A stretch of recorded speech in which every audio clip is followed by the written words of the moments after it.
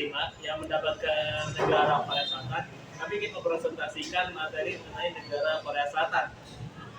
Kenalkan, nama saya Muhammad Repate. Nama saya Asyidah Namuti. Nama saya Fadila Mutawala. Nama saya Sarda Duta Pratama. Saya warga Singapura. Selamat menyaksikan. Bendera Korea Selatan. Nama ibu kota Seoul. Lagu kebangsaannya adalah Aegukga, yaitu lagu cinta negara. Selanjutnya ada lokasi negara Korea Selatan. Secara astronomis, Korea Selatan terletak pada garis lintang 33 derajat 6 menit 40 detik lintang utara sampai 43 derajat 39 detik lintang utara. Sedangkan berdasarkan garis bujurnya, Korea Selatan berada pada 124 derajat 11 menit bujur timur, 131 derajat 52 menit 42 detik bujur timur. Semenanjung Korea berjarak 950 km dari utara ke selatan dan 540 km dari timur ke barat, dengan luas wilayah 100.364 km persegi. Dan ada batas wilayah di Asia Timur Laut menepati bagian selatan dari semenanjung Korea, sebelah utara berbatasan dengan Korea Utara, timur dengan Laut Jepang, selatan dengan Selat Korea, dan barat dengan Laut Kuning. Korea Selatan. Korea Selatan adalah sebuah negara yang terletak di semenanjung Korea yang mempunyai komposisi wilayah mencakup 70% daratan dan juga 30% perairan. Mayoritas wilayahnya itu adalah pegunungan, dataran, dan juga lembah yang menciptakan landscape yang beragam. Di pesisir timur Korea Selatan itu ada garis pantai sepanjang 2.400 km dari arah Teluk Korea sampai ke Laut Jepang. Pantai ini membawa keindahan-keindahan pesisir dan juga pulau-pulau kecil di Korea sana. Bagian utara selatan seperti Gyeongsang Utara dan Gyeonggi Utara didominasi oleh daratan yang mencakup pegunungan-pegunungan, sementara sebaliknya di Jeolla Selatan dan Gyeongsang Selatan pemandangannya lebih berbukit dan juga bergelombang daripada di bagian utara. Di Korea Selatan, mayoritas penduduk adalah suku Korea dan juga terdapat kelompok-kelompok subetnis yang lebih kecil dalam komunitas tersebut. Adapun beberapa subetnisnya yaitu adalah Gyeongsang yang terdapat dua, yaitu Gyeongsang Utara dan juga Gyeongsang Selatan. Perbedaan di antara mereka adalah dialek dan juga budaya lokalnya. Sementara ada yang kedua, Jeolla, yaitu Jeolla Utara dan juga Selatan. Mereka sendiri sama dengan yang sebelumnya, berbeda di budaya dan juga dialeknya, dan juga cukup berkontribusi dalam keragaman etnis di Korea Selatan. Ada juga Chungcheong, sama juga utara dan selatan. Perbedaannya ada di dialek dan juga tradisi lokal yang menciptakan variasi-variasi etnis di Korea. Ada juga ras Jeju. Ras Jeju memiliki kelompok etnis sendiri, yaitu budayanya dan dialek di Pulau Jeju itu khas gitulah. Jadi kalau mendengar suatu dialek misal dari Pulau Jeju, udah bisa dikenali kalau ini adalah masyarakat di Pulau Jeju. Ada juga Korean Tionghoa, yaitu Joseon-jeok. Kelompok ini keturunan etnis Korea yang tinggal di Tiongkok, tapi ada juga beberapa dari etnis Korea yang tinggal di Tiongkok tersebut kembali ke Korea Selatan. Assalamualaikum warahmatullahi wabarakatuh. Di sini saya Muhammad Repate. Saya ingin melanjutkan dari presentasi ini dan lanjutkan dengan bagian distribusi populasi Korea Selatan di tahun 2023 yang berdasarkan agama ya, dan itu diterbitkan oleh Elion 26 Januari 2024. Pada tahun 2023 sekitar 51% populasi di Korea Selatan tidak beragama, sementara sekitar 20% populasi mengikuti Protestan. Meskipun Buddhisme berada sedikit di belakang Protestan, ada sekitar 100 lebih organisasi Buddhis terdaftar daripada organisasi Protestan pada tahun 2018. Dan untuk populasi komunitas agama, menurut penelitian sebelumnya, populasi agama domestik tampaknya menurun dari waktu ke waktu setelah memuncak pada 2005 dengan hampir 25 juta orang. Ketika membandingkan orang-orang seperti itu berdasarkan usia, tren penurunan lain terlihat. Kelompok usia yang lebih muda cenderung kurang religius daripada kelompok usia yang lebih tua. Melihat rasio gender di antara komunitas agama, kira-kira 1 dari 2 wanita di Korea Selatan mengikuti agama. Perempuan sedikit lebih terwakili dalam semua agama selain Konfusianisme. Dan berikutnya ada bagian mata pencaharian. Korea Selatan mengalami transformasi dalam sektor pertaniannya dari pertanian konvensional menuju mekanisasi, spesialisasi, dan komersialisasi yang lebih besar.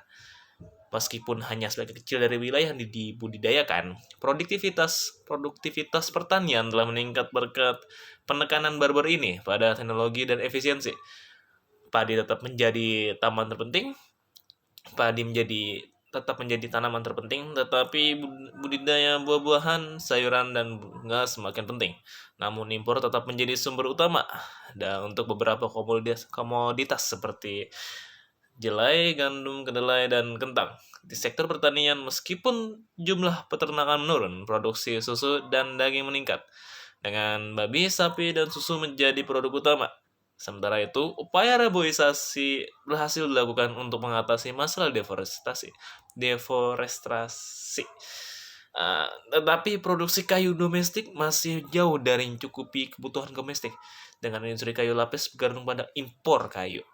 Perikanan tetap memiliki peran penting dalam perekonomian Korea Selatan yang menyediakan sumber makanan, protein, dan menjadi sumber ekspor yang signifikan.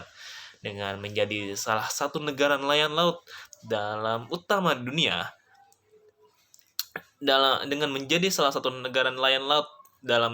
dunia, Korea Selatan terus mengembangkan perikanan pesisir dan aquakultur darat untuk memenuhi permintaan domestik dan internasional. Selanjutnya itu ada wilayah pariwisata yang dikenal juga dengan sebutan Gyeongju. Ibu kota kuno kerajaan Silla Gyeongju adalah rumah bagi banyak situs bersejarah dan budaya, termasuk istana Donggung dan Bulgaksil. Lalu ada Seoul.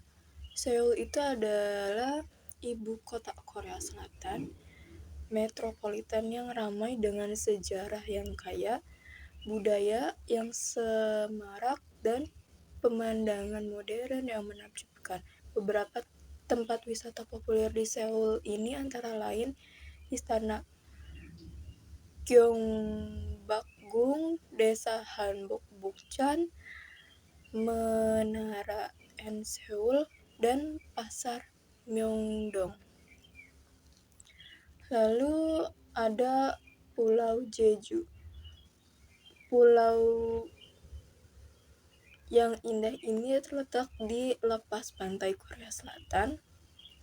Pulau Jeju ini terkenal dengan pemandangan alamnya yang menakjubkan, termasuk Gunung Haisan, Monjonggul, dan air terjun Cheonjeon. Lalu selanjutnya ada kota Busan. Kota pelabuhan terbesar kedua di Korea Selatan, Busan ini terkenal dengan pantainya yang indah, makanan laut yang lezat, dan festival budaya yang semarak. Beberapa tempat wisata populer di Busan antara lain ada Pantai Hansudae, Pasar Jeoggi, dan Kuil Bonsha. Selanjutnya itu ada kuliner khas Korea. Itu ada pertama ada kimchi, jjajangmyeon, kimbap. Lalu ada tteokbokki, kimchi jjigae, bibimbap. Terus ada japchae, ada ramyeon, ada mandu. Lalu kebudayaan Korea Selatan itu ada hanbok, itu berupa pakaian Korea, pakaian asli Korea yang digunakan di setiap Korea Selatan gitu. Dan habis itu juga ada gugak, itu lagu tradisional dari Korea. Lalu ada perayaan Chuseok, lalu ada Boryong, Muit Festival lumpur gitu. Lalu, yang selanjutnya itu ialah makanan yang kita pilih dari negara Korea Selatan, yaitu ialah yang pertama menu pembuka, yaitu adalah kimbap.